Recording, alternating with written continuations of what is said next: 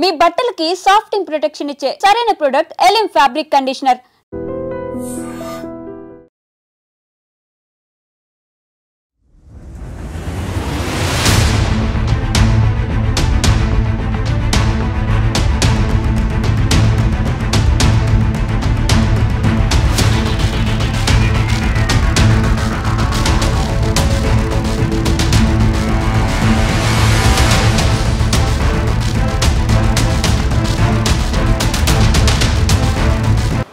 పొద్దున్నే బాచ్పల్లిలో జరిగినటువంటి అత్యంత ఘోరాతి ఘోరమైన దారుణమైన ఇన్సిడెంట్ ఇది. ఎందుకంటే మనకు సీసీ కెమెరాలో స్పష్టంగా మీరు చూడండి ఒకసారి ఆ హడావిడి, ఆ రోడ్డు పైన ఆ స్కూల్ బస్సెస్ని చూడండి. అందరూ ఎవరి దాళ్ళు వాళ్ళు పల్లెల్లో నిమగ్నం అయిపోయి 8-8:30 ప్రాంతాల్లో స్కూల్స్కి వెళ్ళేవాళ్ళు, కాలేజెస్కి వెళ్ళేవాళ్ళు, ఆఫీసులకు వెళ్ళేవాళ్ళు, వీళ్ళందరూ కూడా అదే హడావిడిలో వెళ్తూ ఉన్నారు. కానీ ఎక్కడి నుంచి వచ్చిందో ఒక టిప్పర్ లారీ పూర్తిగా తల్లి కొడుకు వాళ్ళ జీవితాల్ని చిదిమేసి పడేసింది. స్పష్టంగా మనకు కనిపిస్తోంది. ముందర ఒక స్కూల్ బస్ ఆగిన తర్వాత ఒక బాబు ఎక్కేశాడు, ఆ స్కూల్ బస్ వెళ్ళిపోయింది. టిప్పర్ లారీని మనం స్పష్టంగా చూస్తున్నాం. ఆ టిప్పర్ లారీ మిస్టేకా లేకపోతే ఈ తల్లి మిస్టేకా? తర్వాత అసలు టిప్పర్ లారీ 8-8:30 ప్రాంతాల్లో నడపొచ్చా? టిప్పర్ లారీ 8-8:30 ప్రాంతాల్లో సిటీలో తిరగొచ్చా? ఇది మల్లంపేట ఏరియా. అసలు సిటీలోకి ఎంట్రీ ఎలా ఇచ్చింది ఈ టిప్పర్ లారీ? మీరు చూడండి, తల్లి కొడుకు ఫస్ట్ క్లాస్ అబ్బాయి, కేవలం 6 years మాత్రమే. తల్లి ఆఫీస్కి వెళ్తోంది, మనకు స్పష్టంగా కనిపిస్తోంది. బ్యాగ్ అంతా వేసుకుంది. ఆ తర్వాత బాబుని ఎక్కించుకొని అక్కడ దింపేసిన తర్వాత, స్కూల్లో దింపేసిన తర్వాత ఆమె తన ఆఫీస్కి వెళ్ళే ప్రయత్నం. రోజులాగానే తెల్లారింది, రోజులాగానే బాబుని స్కూల్కి రెడీ చేసింది, టిఫిన్ డబ్బా పెట్టింది,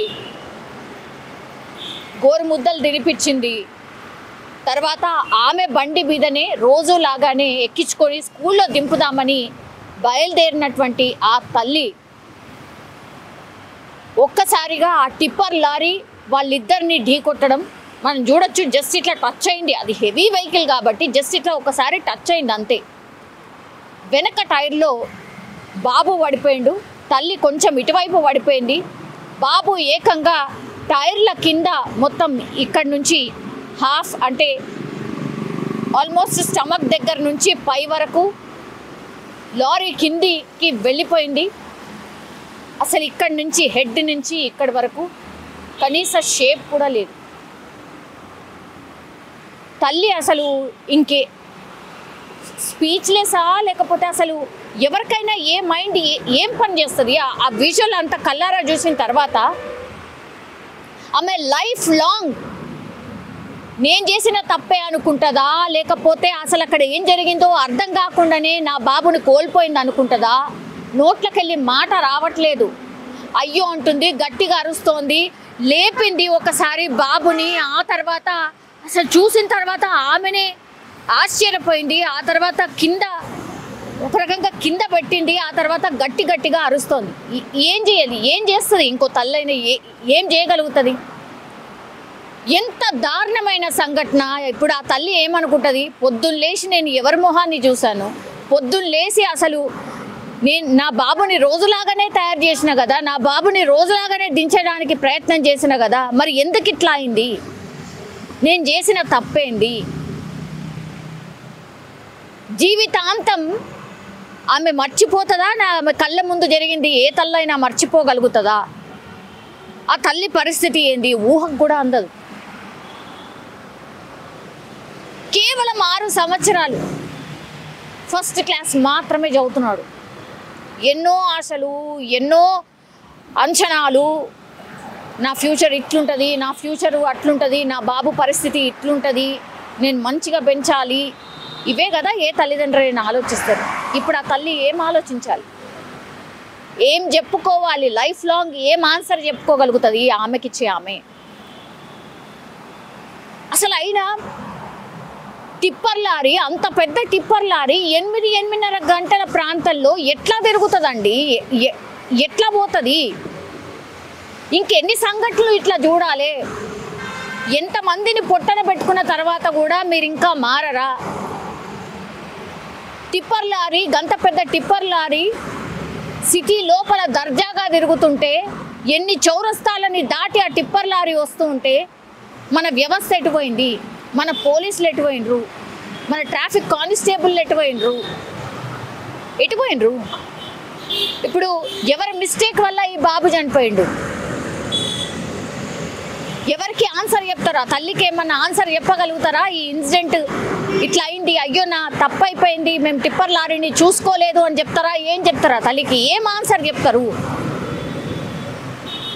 ఇంత దారుణంగా సిటీలో, సరే సిటీ పెరిగిపోయింది, సిటీ ఎక్స్టెండ్ అయింది కాబట్టి డెవలప్మెంట్లో భాగంగా ఇదంతా జరుగుతోంది అని చాలా గొప్పగా మాట్లాడుకుంటున్నాం కదా, కానీ నిబంధనలు ఏం చెప్తున్నాయి అనేది మనం కనీసం పట్టించుకుంటున్నామా?